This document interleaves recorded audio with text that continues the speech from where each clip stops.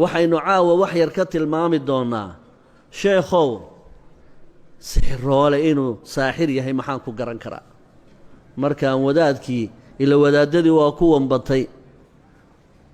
waxaa la yidhaahdaa sixir barar iyo wadaad barar iyo caaqil barar iyo suldaan barar baa jira ma ogtahay marka wadaadadii nooc walba way yeesheene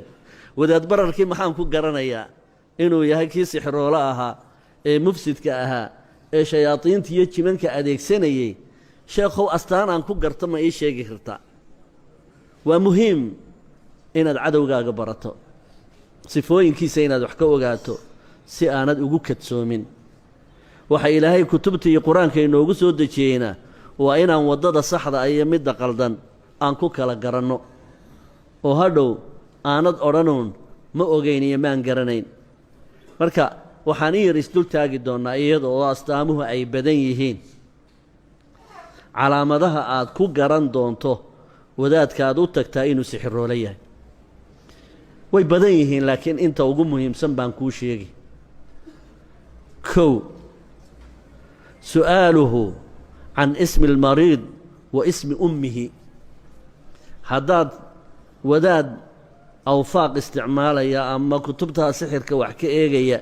ee kuu kitaab dayaya hadduu ku weydiiyo magacaaga iyo magaca hooyada xadaari hadduu magacaaga iyo magaca hooyadaa ku weydiiyo ka feejignow wuxuu isticmaalayaa waa talaasim iyo awfaaq iyo barhatiihim iyo jaljaluutiya iyo jin iyo jaan buu isticmaalayaa waxbuu soo xaadirinayaa aada uga feejignow mar hadduu ku weydiiyo magaca hooyada muxuu uga jeedaa magaca hooyada inuu ku weydiiyo wuxuu uga jeedaa bay yidhaahdeen culimmadu laba sababood baa ugu waaweyn ilaahay subxaanahu wa tacaalaa insaanka abtirsiin buu u sameeyey mukhaalafata shariica inuu shareecada ilaahay ku khilaafo ayuu horta uga jeedaa oo ilaahay subxaanahu wa tacaala suuratu alaxsaab aayat alkhaamisa wuxuu qur'aankiisa ku yidhi udcuuhum liaabaa'ihim haye huwa aqsatu cinda allah inaad ruuxa ugu abtiriso aabbihii taasaa cadaaladda ugu dhow aqsatu cinda allah taasaa ugu cadaaladsan haada alaaya wuu khilaafay ninkan saaxirka ahi udcuuhum liaabaa'ihim tamaaman wuu ka hor yimi khata' buu ku dhacay loogu adeegayo shayaadiintu markuu ka yeelay ila macsiyuu ku dhacay soo maaha aayad dhan buu jebiyey ilaahayna wuxuu kugu yidhi udcuuhum liaabaa'ihim waa kow haani shay meel adinaan waxba ka eegayn bay culimmadu ka eegayaan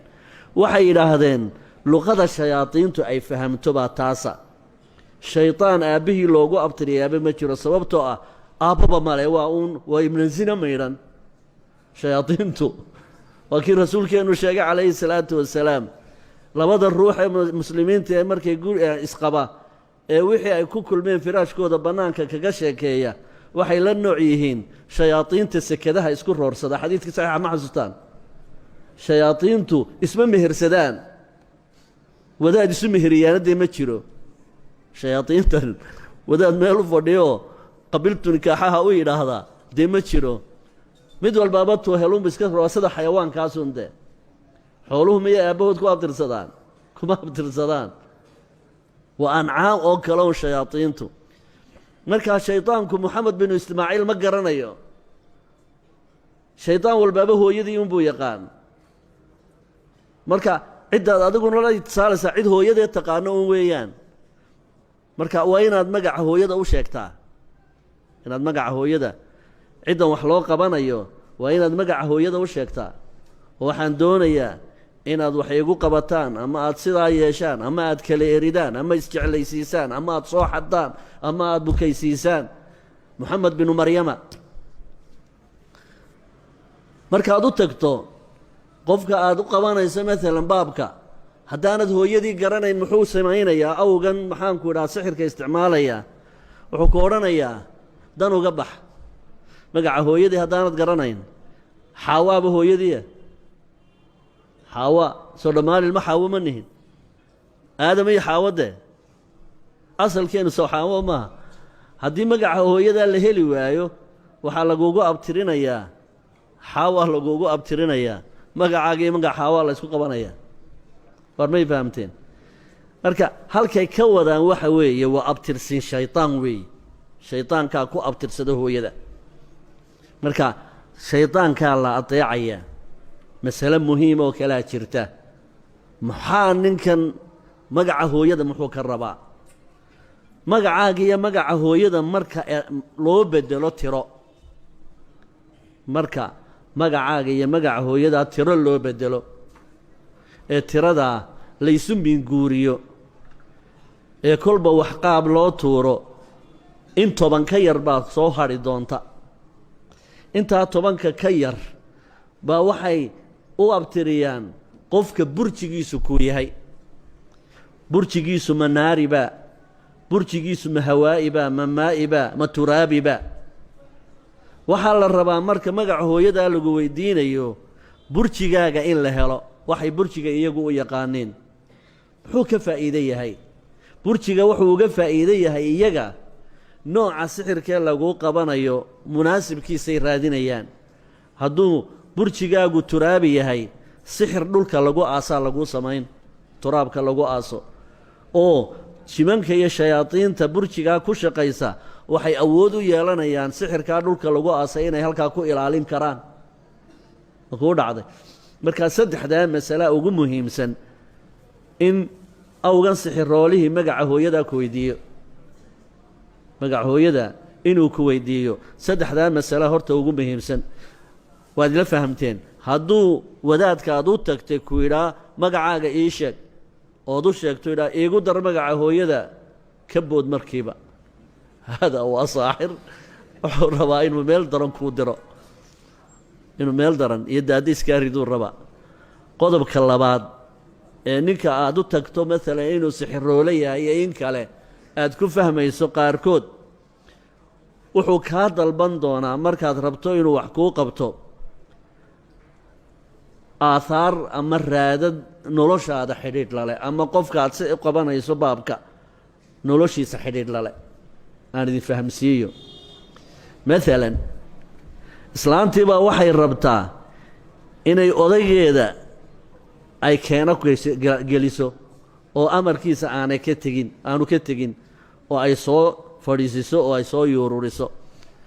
waxay u tegaysaa kii sixiroola waxay rabtaa waxaan rabaa inaad wadaadkii dee ii soo fadhiisiso oo aanu meel kale iga marin oo naag kala guursan oo caynkan iyo caynkan bay ku odhanaysaa wuxuu ku odhanayaa marka waayahaye waxaad ii keentaa timihiisa wax ka mida ama garhfeedhuu ku feedho ama waxaad ii keentaa maryaha u xidho mid xoogaa dhididkiisii uu weli ku yaalo aan la maydhin ama ama daraf iiga soo goo ama maradoo dhanba ii keen ayuu odhanaya adu raad uun ka mida raadadka noloshaada xidhiidhka la leh ama ciddiyahaaga ha noqoto ama timahaaga ha noqoto ama dharkaaga ha noqoto iyo wixii aad isticmaasho waxaana loo adeegsanayaa waxa weeye shaygan la helay ee jidhkaaga ka mid ah iyo jidhkaagu mar walba xidhiidh baa ilaahay ka dhexaysiiyaa qad naclamu maa tanqusu minhum alard wa cindana kitaabun xafiid maanta waxay og yihiin cilmigan casriga ah ciddidaad iska goyso iyo adiga in mudabdabaad iyo hirar idinka dhexeeya ay jiraan oo aanay weligoodba kaa lumayn maalinta qiyaamaha ana aad soo xaadirayso ghurlan adiga oo baaradii iyo balanjadii lagaa gooyey waagaa adigoo labaad qiyaamaha soo xaadiraysaa marka maadadda adiga kaa midihim war walba adunbay kaa mid ahaanaysaa waxay markaa ogaadeen in ruuxa DNN-kiisa laga faa'iidaysan karo si kale haddaan kuugu dhigo maradan dhididkaaga laga faa'iidaysanayo ama ciddiyahaagan la qaadanayo ama timahaagan maxaan ku dhaha la baadi doonayo sidii nebiyullaahi moxamed ba calayhi salaatu wasalaam ay timihiisa iyo garhfeedhii uu isticmaalayay loo isticmaalay waxaa laga faa'iidaysanayaa xidhiidhka ka dhaxeeya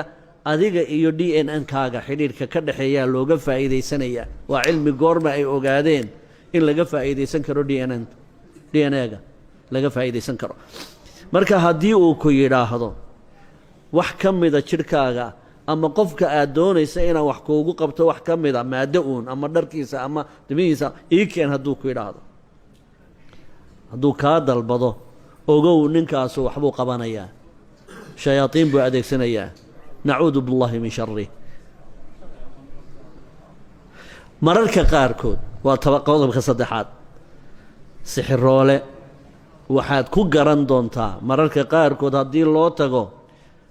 talabuhu axyaanan lixayawaanin bisifaatin mucayana.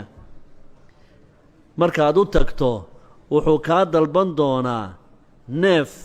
sifo gaara leh, neef sifo gaara leh